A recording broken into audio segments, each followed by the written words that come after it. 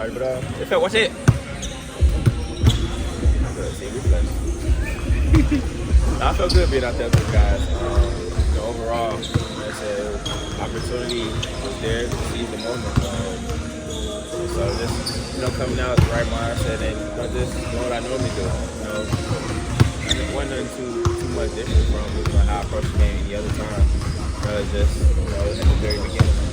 When you got to the Clippers yourself and you realized your team's not making 40 turnovers, and your whole career is about 40 turnovers, like how do you feel like this team can be better at that? And obviously, how do you feel like you can lead that? I mean, it's just part of being a disruptor. That's what I've been known for, and just bringing that to the team. No matter what, we got guys that can play a great defense, throughout this team. But that aspect is just something that, like I said, being that disruptor as much as I can, and making people uncomfortable. I don't got to do too much with the caliber of guys that we have on the team, and that start unit. So, my main thing is to be impactful on the defense. And truly, that was the idea of what it is that could potentially be. So, I just like I said, when Ty said on the he should have played more last season, is that kind of a confidence? I mean, he told me that last year that he said he wished he got to play more, but he's like it's just unfortunate that how deep our team was that I hadn't really played a lot that just kept me out. So like I said, I just stayed patient. I did everything that I was supposed to as far as staying ready whenever my number was called. I was ready for it. And that's what Ty loved about my professionalism, the fact that I stayed ready no matter what. And I was just doing my job. I was leading guys. I was always there cheering on the team no matter what. And like I said, one number called, one number called.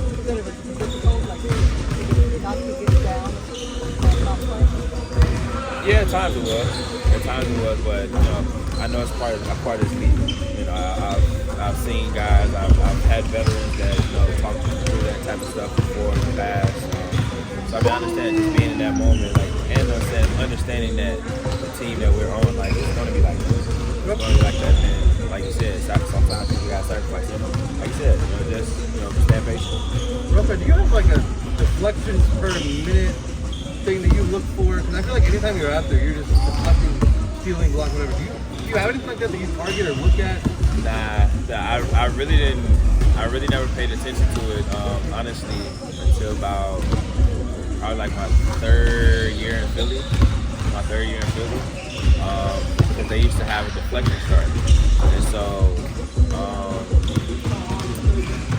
and I think back then I used to average probably within the first quarter, I probably averaged 8 or 9 deflections a game, within the first quarter, just being a disruptor. And I think my most ever in a game was 40 something.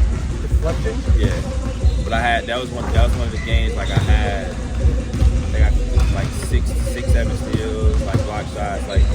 There was a bunch of different things that went into the game. It was just one of those high energy games. So I forget who we was playing, but yeah, I think our coach came to me after the first quarter. He was like, "Bro, you already got 17 deflections." And so that's when I kind of kept track of it. And then as time went on, it became an actual stat. I paid attention to that. You have one here, deflection counter? No, I don't give it.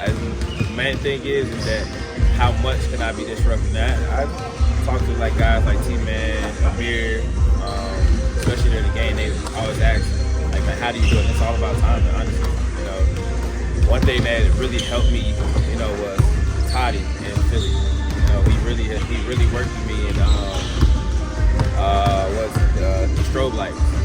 He really worked with me a lot with strobe lights, and that was counter how I got my hands up. With Ty telling you that he should have played you more last year, has there been any conversation about how this year might be different? Has he given you any level of assurance that whether it's starting or off the bench, you're going to be playing more than you were last year? We haven't talked about it. We haven't talked about it. He said a couple things, and I was like, man, look, best man gonna win at the end of the day. And You know, no matter what, you got a tough job, and you had a tough job last year. So, like I said, I understand that magnitude of things. Like whatever role it is gonna be, I'm gonna be fine.